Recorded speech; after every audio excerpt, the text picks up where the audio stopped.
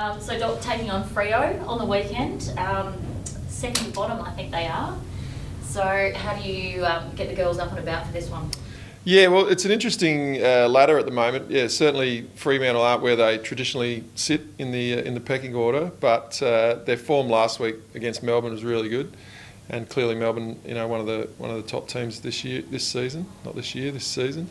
And our two games against Freo last year, probably two of our toughest. The game over there at Fremantle Oval, and then the preliminary final, which was sort of up for grabs right through until probably halfway through the last quarter. So they've got quality players across all three lines, and their start to the season was disrupted by the fact that those players weren't available. So if you look at their form over the last 3 weeks, it's a tough matchup, even though at the moment, they're sitting down the bottom. One of you girls was saying that you've taken your game to another level. You were saying earlier on in the season you didn't think you were quite where you needed to be. Where do you think you sit right now? Yeah, I actually have been pretty happy with the season right from all the way through. Obviously, round one we got beaten, but the next 3 games were really tight and tense and sort of didn't break until the last quarter. But I was actually pretty happy with how we were playing. And then clearly the last couple of weeks our offence has sort of kicked into gear and we've been able to put some scores on the board. But we'll wait and see. I don't think we're where we want to be just yet, but we're certainly tracking in the right direction.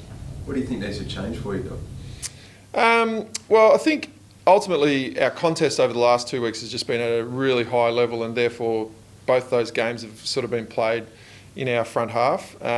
If we go back to the previous 3, a fair bit of the game was getting played at the other end, and so what was great was our ability to withstand that, but we probably weren't able to transition as fluently as we would have liked. So overall, we just keep trying to get better at all the phases, but probably under pressure out of our back half, can we transition the ball a little bit more quickly to get it to where we want it to be. Is that a confidence thing, a personnel thing? How do you think that the girls would adjust to that, or how do they make the? No, I think, as I say, I think it's just working on trying to build your game every season, and we've certainly seen elements of that over the last couple of weeks. So it's just making sure we can do it when the pressure's on. You said your forward line started to work a little bit better. What's been the change there? I think we've delivered the ball to them, with more precision and given them better looks at it. We've had slightly deeper entries, and a lot of the time, as I said, the last 2 weeks has probably been based off contest, get the ball in there, and then being able to hold it, so that on your re-entries you're entering the ball back in from closer, basically. So we're getting deeper entries. Steve Price came out last week and had some pretty disparaging things to say about the AFLW. Do you watch those? I didn't catch those comments, no. But you let me know what they are and I'll respond. He just basically said that it gets more attention than it deserves and that the standard isn't where it should be. How do the girls cope with that criticism? How do you cope with that criticism?